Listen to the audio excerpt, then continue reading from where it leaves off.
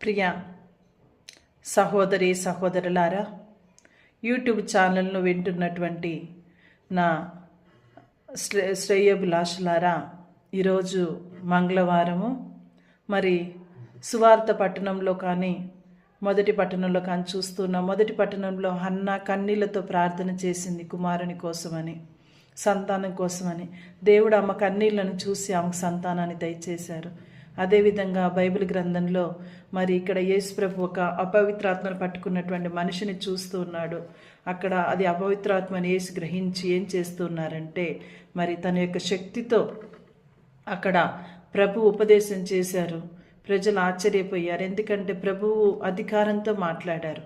అయితే మరి అక్కడ ఉన్నటువంటి అపవిత్రాత్మ ఏమంటుందంటే, నీవు దేవుని పరిశుద్ధుని కుమారుడు అని చెప్పేసి. మరి మనందరి జీవితంలో కూడా హన్నా కన్నీళ్లతో దేవుని ముందు విన్నపం పెట్టింది. యేసు అధికారంతో చెడుని తొలగించారు.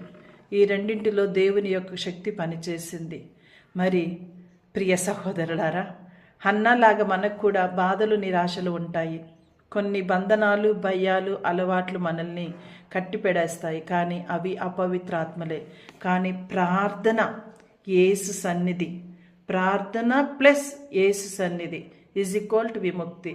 ప్రార్థన ప్లస్ యేసు సన్నిధి ఈజ్ ఈక్వల్ టు విముక్తి. మరి ఇక్కడ మరి కన్నీటితో మనం కూడా ప్రార్థన చేస్తూ ఉన్నప్పుడు అధికారంతో దేవుడు మనల్ని బలపరుస్తూ ఉంటారు.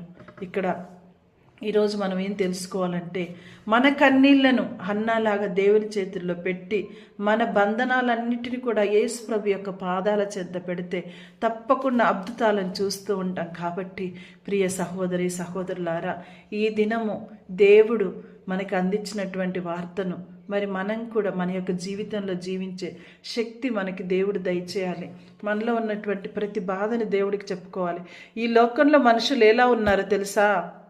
అవసరం వస్తే ఒకలాగా, అవసరం తీరిపోతే ఒకలాగా పని చేయించుకుంటారు. ఒక యానిమల్ అయితే ఎలా పని చేస్తుందో అలా పని చేయించుకుంటున్నారే, కానీ ఆ మనిషిని మనిషిలాగా గుర్తించటం లేదు. కాబట్టి దేవుడికి మనం ప్రతి ఒక్కటి సమర్పించుకుంటే దేవుడు మనతో ఉండి మనల్ని నడిపిస్తాడు. దేవుడు ఎప్పుడు కూడా మనల్ని వదలరు.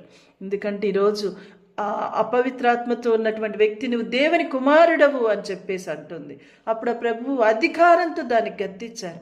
అట్లాగే మన జీవితంలో కూడా ఉన్నటువంటి బంధకాలన్నిటిని కూడా ప్రభువు తప్పకుండా కన్నీటి ప్రార్థన చేసి దేవుడికి సమర్పిస్తే ఉన్నటువంటి బంధకాలన్నిటిని కూడా తొలగించి మనకి విముక్తిని కూడా దయచేస్తారు. కాబట్టి నమ్మి ఈరోజు విశ్వాసంతో కన్నీటితో ప్రార్థన చేసుకుందాము.